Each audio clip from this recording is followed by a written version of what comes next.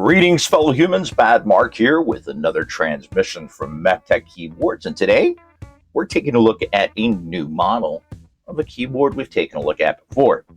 First off, I want to apologize. I have been under the weather, so my voice is probably going to be a little funky. If you can excuse that, we can go ahead and get on with the review. Now, previously, I reviewed the Halo65, and I gotta say, when this keyboard came out, despite it being top mount and not being quite as flexible as I would have liked, it is a keyboard that I have brought back into rotation here and there. An issue that I had with it was the closed source software, but once I set it up the way that I wanted to, I really didn't have to come back to the software. I have used it a few times on the road, but I primarily use it wirelessly so that I don't keep it connected all the time. I did intend to at some point open it up and get into it, see what it was like, see about any modifications to it, maybe disconnect the battery, because from what I've seen, I personally haven't encountered, because from what I've seen with some of the NuPhy keyboards, I have an Air 75 V1, and I did use that one primarily connected, and the battery did swell on it. Now, NuPhy has announced that they have corrected those issues and batteries should last a lot longer.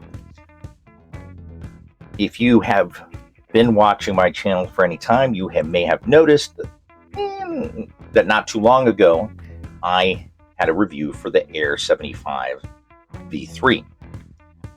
I had some issues with it. It was not a positive review in any way, shape, or form. But despite this, NuPhy still decided to send me out the new Halo65v2, and they say they want to continue working with me. They said they took notes from my video, and they reacted in a much more positive way than they had previously. So I was honestly quite surprised, and I have to give them props. There are some companies that I work with that, if I find something that I particularly find negative about a keyboard, I will report it, and they thank me for it. There has been other companies that are like, well, why did you say this, or why did you say that, or why didn't you let us take a look at the video first? And I'm like, oh, that's just not how I work.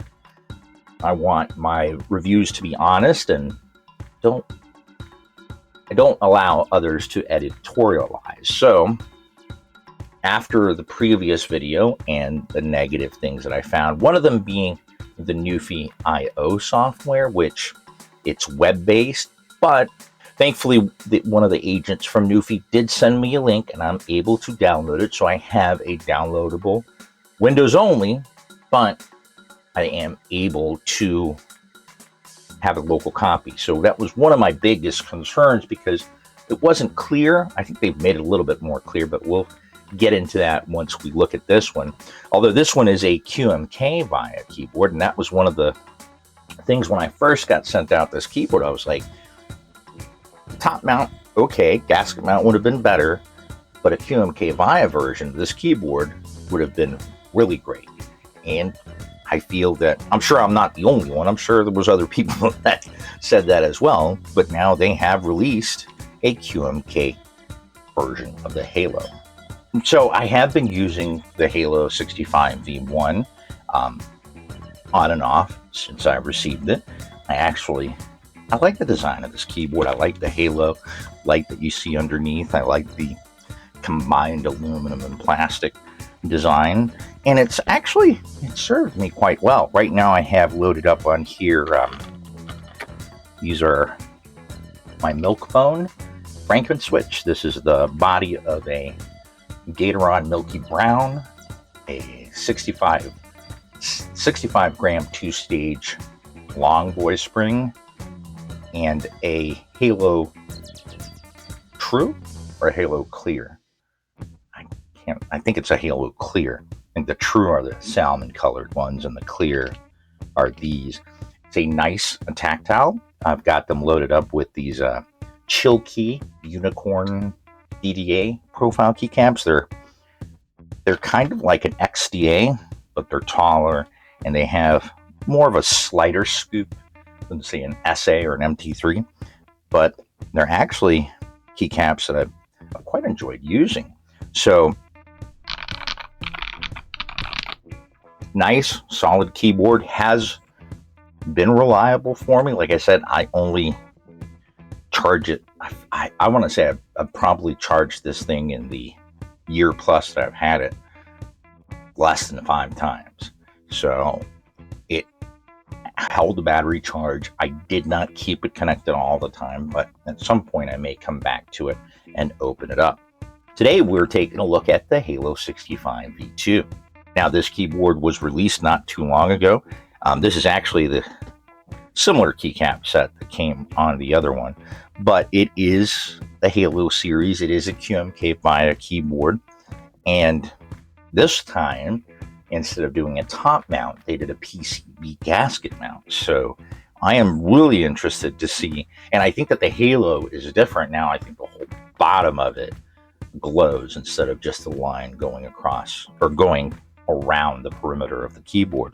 So I want to again mention, I think that NuPhy still reaching out to me and still allowing me to review their keyboards despite the complaints that I had, which they have addressed some, and I am working on a video to basically update the complaints that I had with my previous review. But the fact that they were willing to continue working with me, I think speaks a lot. I'm not 100% convinced that everything has been fixed, but I do believe that they are making strides towards the right direction. And the impression that I got, just from my experience, was that they felt bad that they had worked with me and then stopped working with me. And then they addressed the issues that I had once they decided to work with me again. And they're sending me this one out. They said that after I review this one, they'll send out the 75 and the 96, so we can take a look at those as well, because I also have the version 1 of both the 75 and the 96. So be able to do head-to-head comparisons. I probably will do one video which will feature all of them and kind of do a head-to-head comparison with switches, with keycaps, with flex, software, all of that, and just kind of do a comparison between the V1s and the V2s for any of you guys out there that may have, the V1s and are considering the V2s. But anyway, they have been gracious enough to go ahead and send me out the 65. So that's what we're going to be taking a look at today. And as you can see, it is still in its shrink wrap. So I have not had a chance to take a look at it. As usual, I do my best to kind of stay away from other reviews about a product so that I don't have my personal opinion tainted, so that I can get my own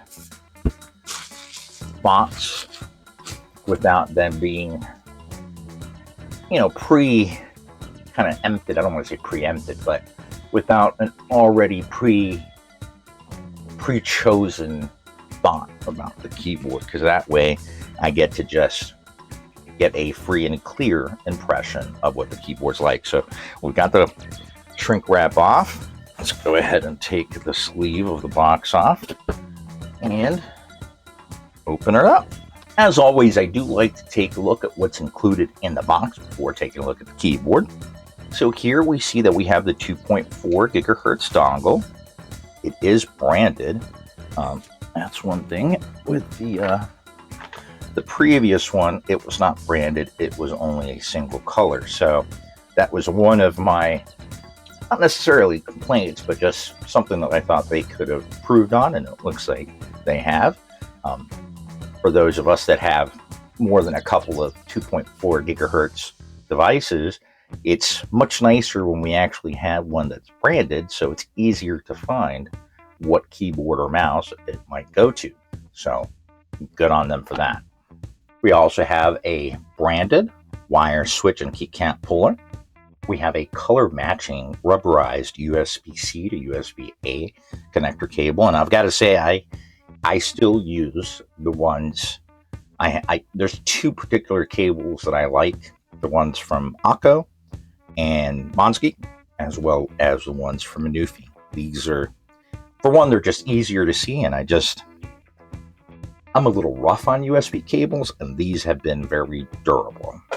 We also have a sample pack of 3 of their other switches. I completely forgot what switch I have on this.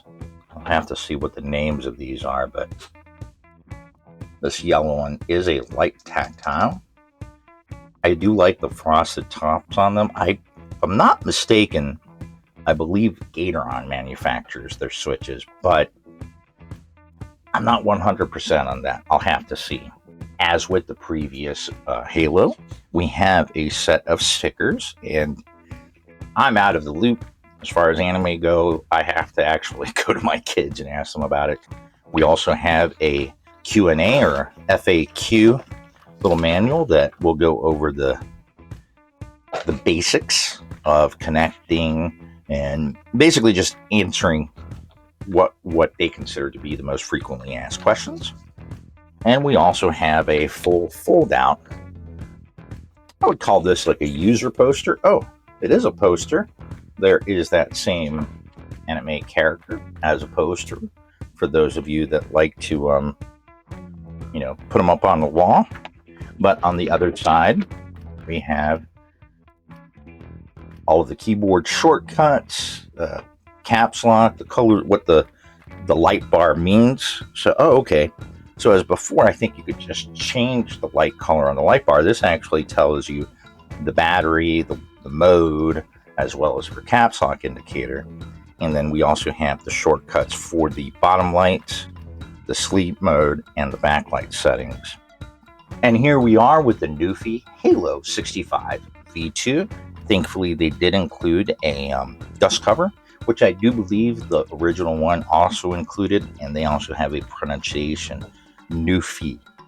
I think I'm saying it correctly when I say NuPhy. I've heard a couple of different pronunciations, but they've never corrected me on it, so I'll just stick with NuPhy. This is actually quite a nice, it's one of the more decent ones. It's thicker plastic, and as I always like to say, keeping a dust cover on your keyboard will ensure that it's going to last as long as it possibly can, because it's going to keep dirt and dust out of the mechanisms, the PCB, and everything else. Now, as with the previous keyboard, we do have what is a little magnetic badge here that lights up. I have seen some people actually flip it over, though it doesn't quite sit quite flush flipped over, and I don't think it sticks as well as when you put it this way, but it is nice. Now, this does look like a different profile. I believe before they were an MOA, but don't quote me on that. It has been a while. There's been a lot of keyboards in between. I did forget, they do have some extra keycaps here so that we can switch things out. Like for here, we actually have an Alt and we have Alt, Home, and the Tilde key. So we can probably switch out. I mean, right now it's kind of laid out for a Mac, but we can always switch around the command, use that as a super key, and then use the Alt keys there. But we have the function key. We have these are very nice, actually. They have almost like a cherry height, but they have that scoop to them. The space bar is almost completely silent now.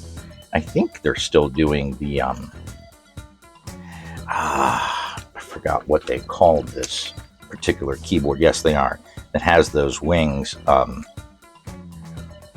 They actually I don't know if they still do, but for a while when they first developed this space bar, they were actually releasing them in several different profiles, and I remember them selling out almost immediately.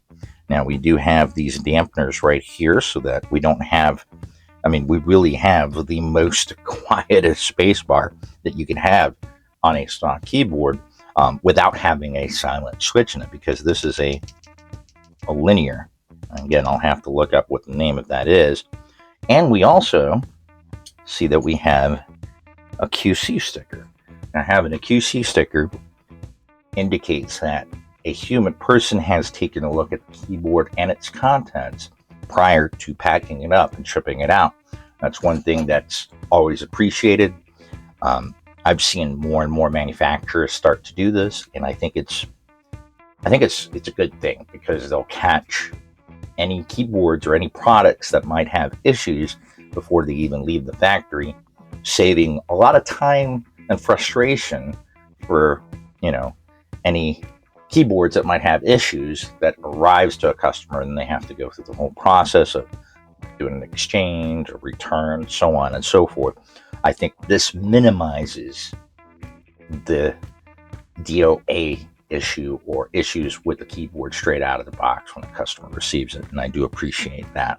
Now, as with many of their keyboards, they have not only the home bar, but they also allow it to shine through. They do it for the top arrow key as well. Not sure quite why, but I gotta say, it's a design choice that I like. Anything that makes a keyboard stand out and it's different, usually I like, unless it gets in my way. Keyboards are a tool, and yes, they can be cool and unique, but as long as that cool or unique feature doesn't interfere with them still being a useful tool, I think that's a good thing. But I do like that they include that. Now, here we actually have, I like that option. So they actually have a rubberized little pocket to protect it, just in case you're just going to use it wired. But if we want to get our 2.4 dongle, we can see that we can go ahead and put it in. It does stick out a little bit.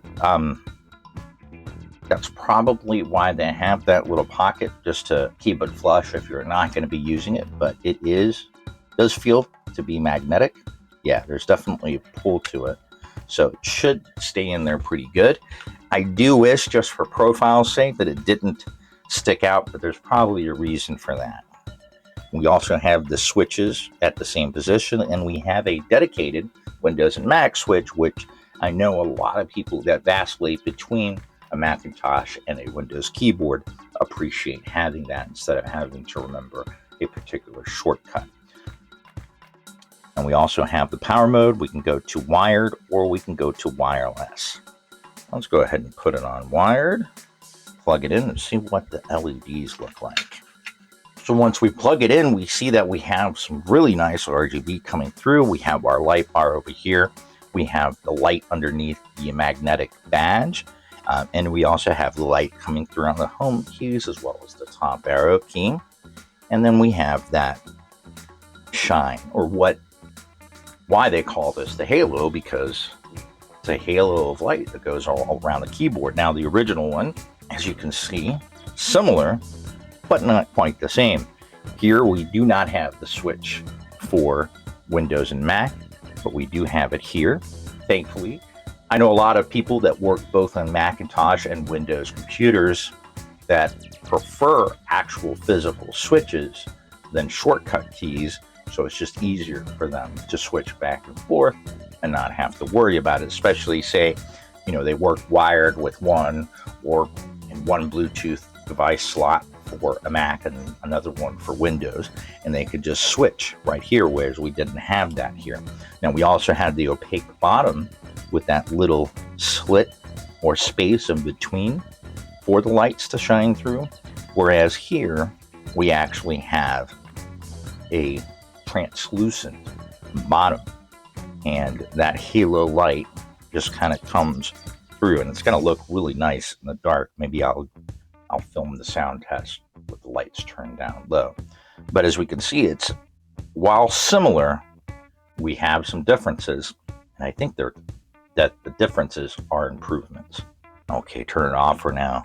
Now, one thing that we can definitely see is that gasket-mounted PCB flex.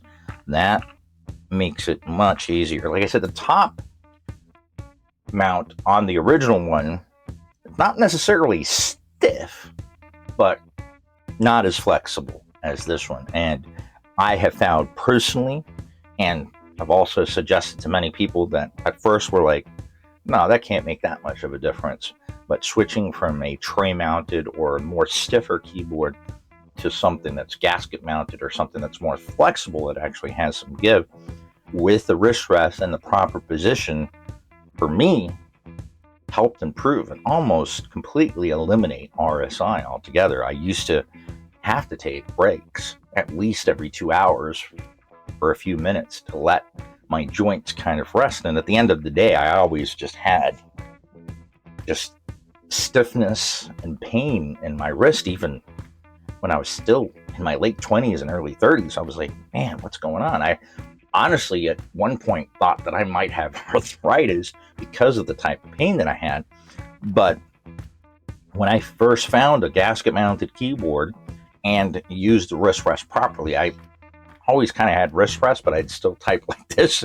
So it was like the wrist rest was more of a decorative thing than it was an actual thing. Now I find wrist rest, especially stiff wrist rest, some ones that are made out of like the Halo, I still use their I forget what it's called, but it's a frosted resin. It's very nice. It's extremely nice. And anytime that I don't have it, because I have a dedicated one on my keyboard drawer, but I find that the more stiff wrist rest and putting my wrist on there while I'm typing really does make for a much better typing experience. Like it improved my typing, but it also almost completely eliminated any stress or pain that I was getting. Now, if I just worked for a couple of hours, not a problem. If I work all day coding for like an 8, 10, 12-hour day, I'll still have a little bit of soreness, but it's nothing even close to what I was feeling when I used only tray mounted or stiff keyboard. So that flexibility really does come in handy. At some other point when I come back, I will open it up to check out that PCB gasket mounting. But I gotta say that that's definitely improvement. So far, everything about this is an improvement. This is a minor inconvenience, but again, it is something that there's plenty of keyboards that are aluminum, and I know this is both aluminum and plastic, that don't even have a pocket. This one does, but I'm just afraid that, like, say, slipping it into, say, if you have a slim case and it's just wide enough for a 65%, it may get caught in that. Or if you just throw it in your laptop bag, it could snag on something. So while that's not necessarily moving backwards, like I said, there's probably a reason for that. And we'll have to take a look once we get in there. But that's the only thing that I would say is not an improvement. Everything else, from having the physical MAC switch, from having a gasket mounted PCB, from even the keycap profiles, everything else is an improvement. So far, I am very impressed. I like this keyboard, and they took... I've sometimes seen some keyboards go from version to version, and it's like, what changed? Either little to nothing changed, or significant differences where it's like, is this really another version, or is this another keyboard that just is carrying the same name? This, in my opinion, is a good revision forward. As a software developer, you put out minor version releases, but when you do a major version like a V2, you want it to obviously maintain the good things about the previous one, but also improve upon things that, perhaps you didn't have enough time, or you've gotten feedback from customers and people that are actually using it, and then you incorporate that into it, and then you release a new version. So it's nice to see that they've actually taken feedback, and I hope they dog food their own products. I'm going to assume that they do. And dog fooding, it's a programming term meaning use what you build. So if you're writing software for accounting, use it for your personal accounting. If you're writing, software or gaming, you're writing games, play the games. Dog fooding means using your own stuff so that you personally can find, what you like or what you dislike. And I mean, obviously, if you're building something and you don't like using it, maybe some questions need to be asked. But in this case, I really think that they're dog fooding plus listening to customers' feedback, and that I do appreciate. I do like that they have the sub legends for the function keys. Now, those are going to be primarily Mac related. So if it's in Macintosh mode, instead of these being the function keys, they're the mission control keys, which give you the volume, the control of the brightness of the screen, the overview, search, the microphone turning on and off, and the multimedia control. So it is a keyboard that, yes, I will say that NuPhy, when they first started out, they seemed to be more Mac-centric, but they really have come out of the gate saying, hey, these are keyboards good to use with Macintosh, but you can use it with other operating systems. I like that they do not use a Windows key. I like Super or Command better because some of us don't use Windows. So they are addressing that as well. Really curious what this keycap profile is. All right, so they're calling this profile the MSA. So I don't know if M stands for minimal. I think that's kind of why I like them, because I'm a big fan of SA, MT3, MTNU. These are, in my opinion, kind of like a mix between an MTNU, a Cherry, and a shorter SA profile keycap. But I really do I like the scoop on it. It's just subtle enough, but it's enough to still kind of give little hugs to your fingertips.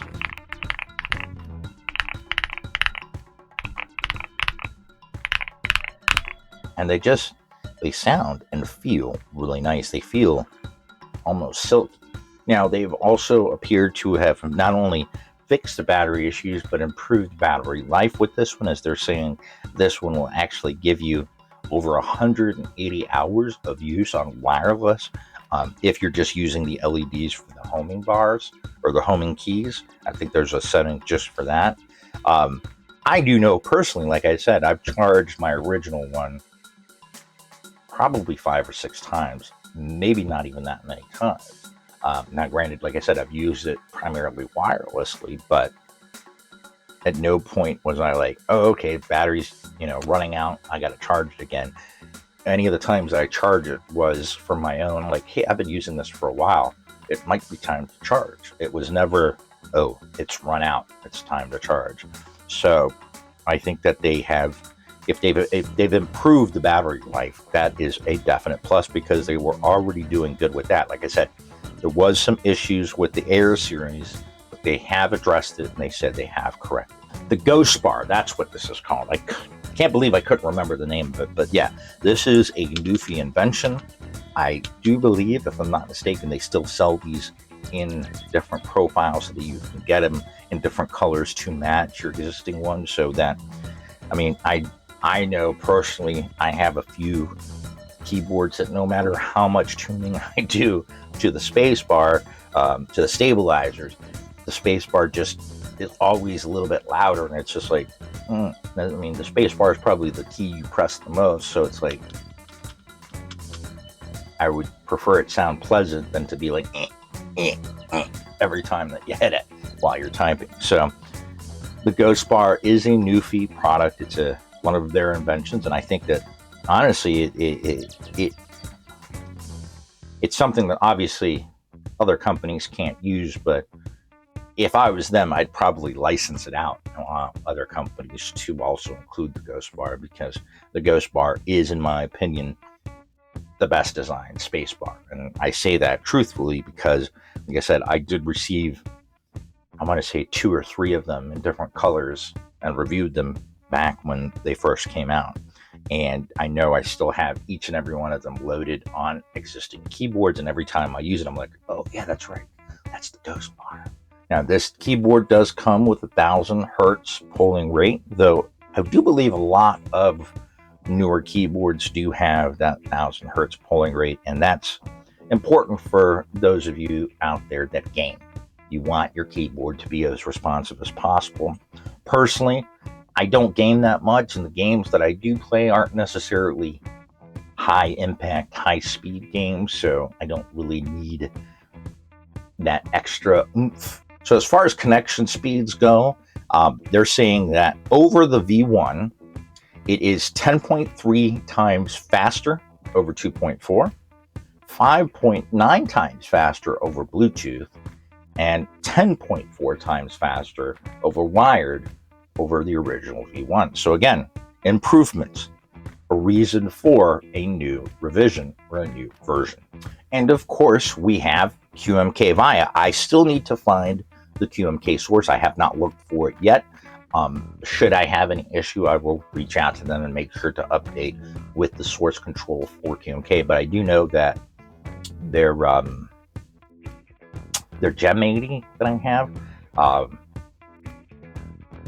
that one was QMK. I know I found the source to that, and I do know that they have other ones that are QMK. So if they say it's QMK, I'm gonna, unless I can't find the source, I'm gonna agree that it is a QMK source. But we'll get to that point once we get to that section.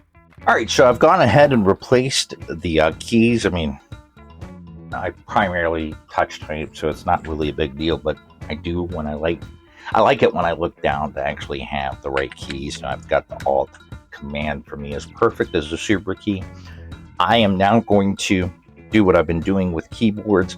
Again, I have been sick. That's why I haven't released anything in a while. I'm still a bit under the weather. So again, excuse any creaking or issues with my voice, because I know it has been. So excuse any creaking or cracking with my voice as it's still there. I mean, I feel much better. I was bedridden for a little while.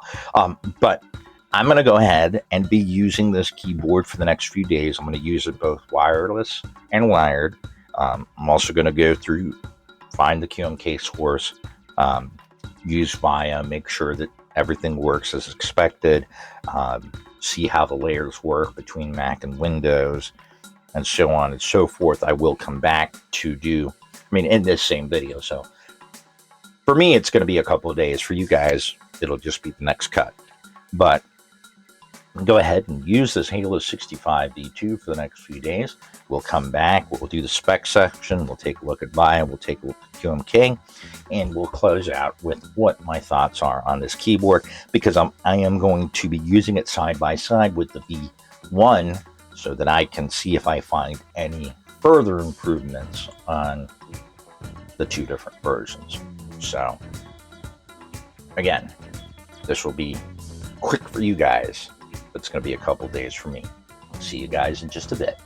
Just the specs. Today we're taking a look at the NuPhy Halo65v2.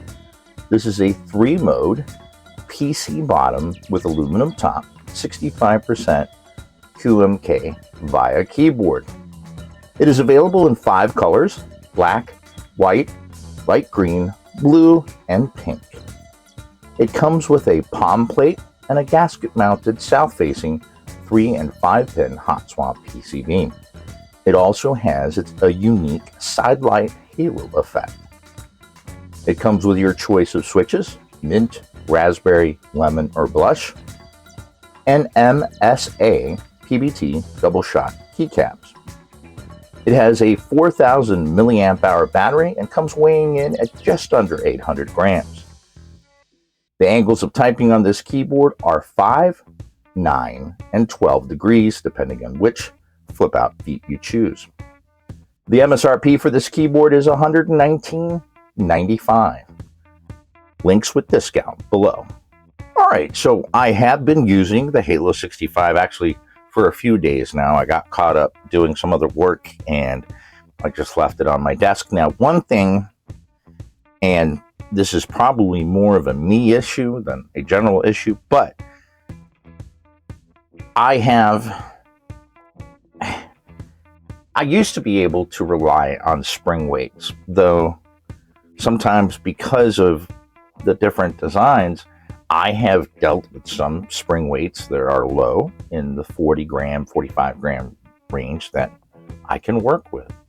But then I also find some switches in the same weight range that as soon as I lay my hands on them, and my fingers are just there resting in between lines of code, waiting for something to process, whatever the case may be, the weight of my fingers actuates them. Now, I primarily code, and when I play games, they're not high speed, high intensity. I mean, the most played game I play on my computer is No Man's Sky. So very rarely do I have to act quickly. So resting my hands on the keyboard, for me, in my use case, is necessary.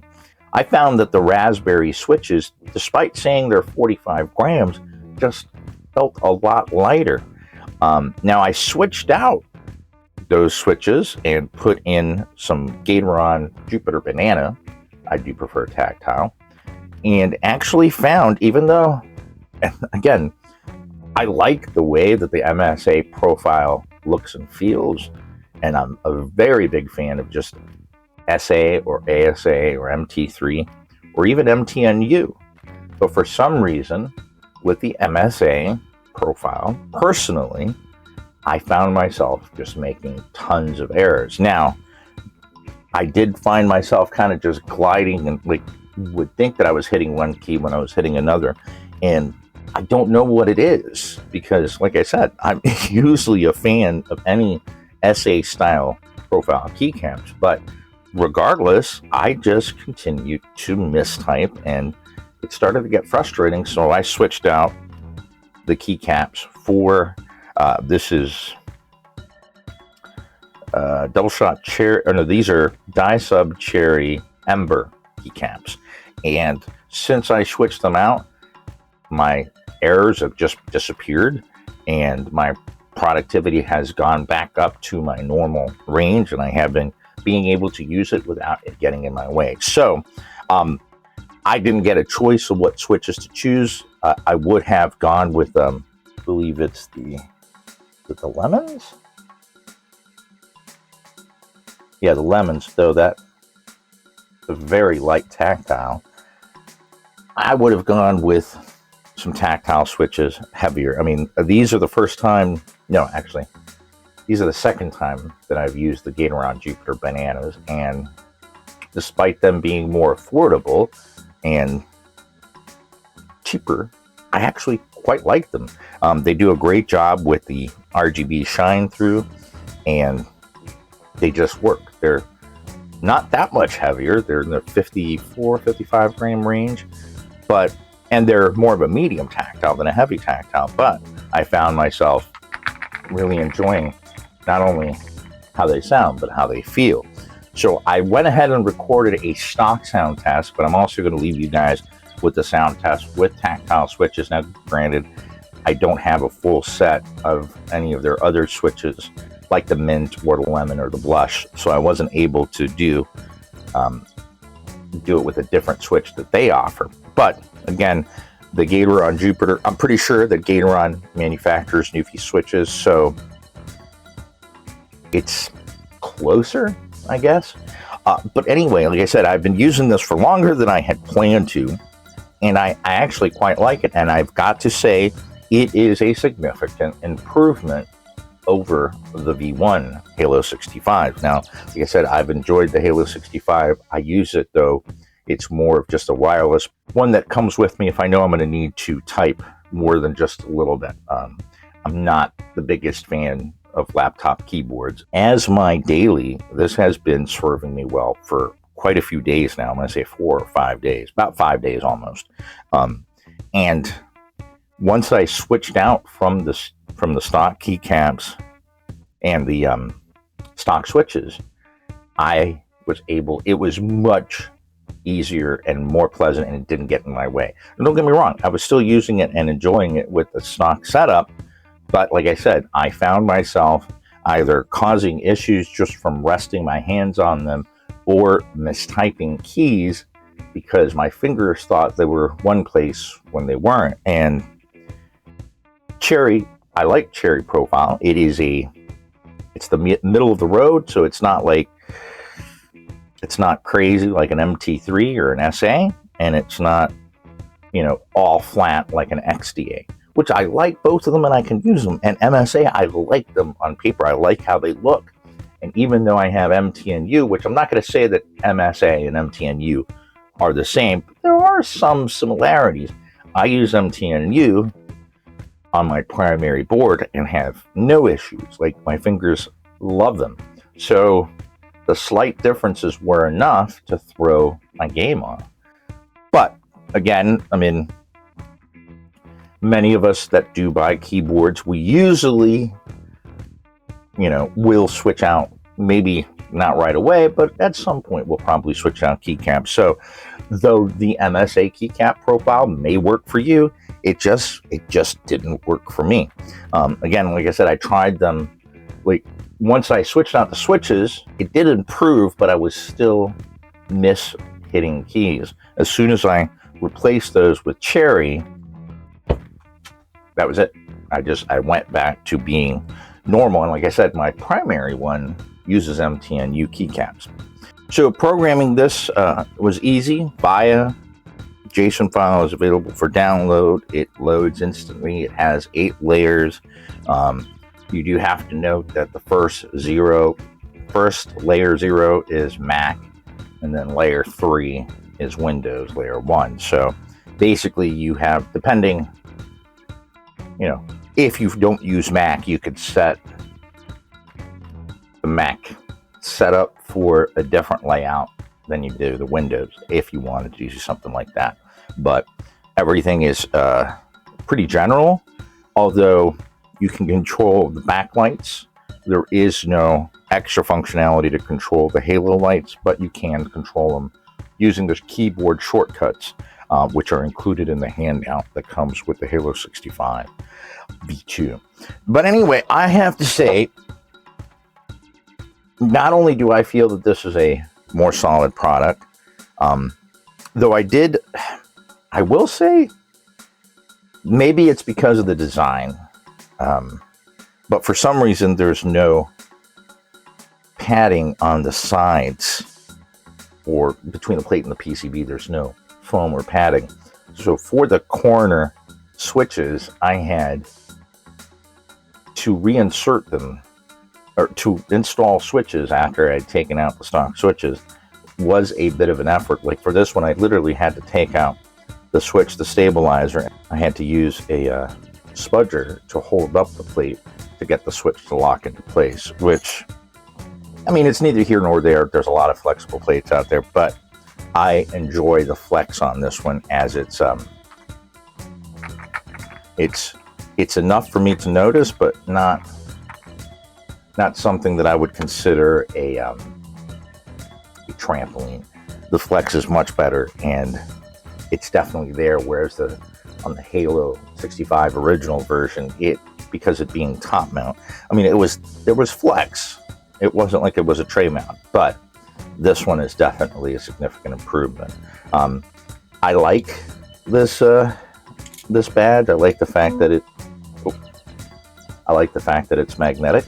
And I mean, if someone has a metal shop, or even like 3D print something and then just put a metal backing on it, you'd probably be able to design your own. I'd be surprised if there aren't already designs out there, at least with the dimensions. But this, even though I kind of moved this around a couple times, I didn't have any problem with losing this. So, and because my keyboard doesn't really move around that much, I really didn't have any issue of it getting knocked about. This is more so a concern if you're on the road, but at that point you could put in the rubber stopper that comes with it and just keep this elsewhere. In their previous one, there are some keyboards I've seen that actually come with a RF dongle receiver for the cable, which, I mean, it's just an option. So I have seen NuPhy be more responsive when it comes to support issues, as well as a request for features. They're listening to their customer base more. At least it appears that way, in my opinion. Again, my previous review for the Air 75 V3 was not very positive at all, and despite that, they still were willing to work with me, which in the past, I mean, they had taken some offense or some slight to something. So either management has changed, or they've change the way that they act with both creators and consumers, but in my opinion, it is a positive move. So I've got to commend them for that. They have told me that once I'm done with this review, they'll range for the NuPhy Halo65 as well as the Halo96, the new versions. And again, I will be able to run those and compare to previous versions. So I'm looking forward to that. I'm quite particular to their 75% layout. I like the compressed layout with the blocker, but that's neither here nor there. I've been using this, and I think I am going to keep this in rotation as I quite enjoy it.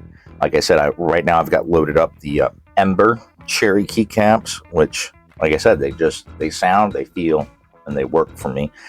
If I had the Moto Light MTNU, I would definitely load those up on here, but what I've got is the Dulce, the Dark. So I've got them on a different keyboard. Anyway, but like I said, this is definitely an improvement over their iconic original one. Obviously, these are my keycaps, but as you can see, we have the changes, especially with this one in the dark. It really does look nice. Their iconic look remains. Their battery life is better. This is QMK Via, though I still do not have a link to the QMK source. I have put in an email. As soon as I get it, I will add a link to the source. They have released the source for other keyboards that they list as QMK, so I'm sure it'll be available on their GitHub here shortly, but as of right now, I don't know where it is, but I will update. In my opinion, it is definitely an improvement, and it's a move forward. They've taken things that were likable about this, like the Halo light. The light up here does indicate if you have caps lock on. It also indicates different battery charging levels. I like what they've done. I like the improvements they made, especially the gasket mounting as well. But as a Linux user, not having to rely on a closed source software, being able to just open up my Chrome-based browser, go to usevia.amp and program my keyboard nice and quick. For me, that is a huge plus. One of the reasons that I would say, okay, look for at least a VIA programmable keyboard, if not QMK, is if you want to be able to program it from your operating system and you're using something other than Windows. So, but for my use case, and I think for a lot of use cases out there, I think that the VIA, the QMK, is going to be a boon, and it's definitely going to be something that, because this one, I want to say that this was originally listed, or the V1 was originally listed at 139. This one's 119. I do believe that with my discount code MECTECH or MECTECH Keebs, I don't know, I'll put it down below. I think you can get an extra 10% discount, if I'm not mistaken. So it takes it down before taxes to basically, $108. Is it competitive in this market? I think so, because it's not your standard 65%. Now, don't get me wrong, there are some lovely aluminum 65%, but like this one's a wired only. There are definitely some nice 65% out there that are in this price range, maybe a little bit less, maybe a little bit more, but it is fully built, does come with a nice set of keycaps, does have some unique effects, is wireless, whereas some of the other ones that are in this price range that are aluminum only are not, although some are, but they're going to be pricier. But for an in-stock keyboard to be about $110 with these features is competitive. Could it be cheaper? Yes, but I do know that there's discounts. They offer sales here and there. I think they're doing a sale for I don't know why Amazon Prime now has 2 Amazon Prime days, but there's one coming up. So there probably will be sales on that. I do believe most of their keyboards are available on Amazon, but they have different pricing because of shipping and tariffs. And I know that's a moving target, so I don't even know where it falls on that side. But personally, like I said, I saw a little dip there in NuPhy for a little bit, and I was not very pleased. But in my opinion, they are improving. They are working on, they have fixed the battery issues. I am going to use this one primarily wireless to make sure that not only that I'm getting the battery life that they report on their website, but also that I don't see any swells coming up. Granted, I don't have that issue. I've only seen that issue with my original Air 75. 96? No, 75. That's the only one that I have from NuPhy that has a swollen battery. And yeah, I still have to remove it and replace it, but that's neither here nor there. I'll probably make a video about that. I'm glad that they moved to QMK VIA. I know that they still have the NuPhy IO. It does appear to be primarily for HE features, which QMK, I mean, I know that there's a fork of QMK that kind of does some of the HE features. Personally, I know most people aren't going to agree with me, but I feel that Hall effect keyboards are more of a placebo effect.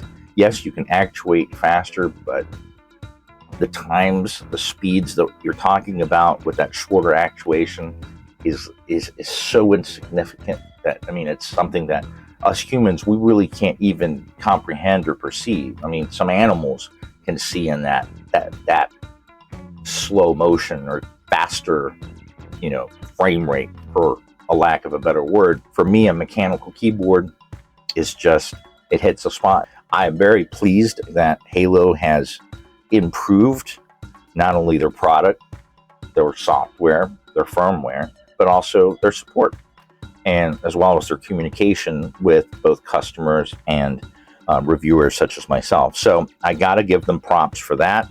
And I've got to say, like I said, this is going into my rotation. I'm going to try to use it wirelessly and keep track. This one I really like, and I look forward to checking out both the 75 and the 96%, and again, giving you guys, you know, my honest take on the keyboard. And I did my best to go into this with a clear mind, and I think that I achieved that objective. I did my best to remain balanced, obviously taking my previous experiences into consideration, but also giving the keyboard a fair shot, and I think I did. And like I said, I like it. I like it, and I'm going to use it, and I hope that I find the same with the new Halo 75 and Halo 96.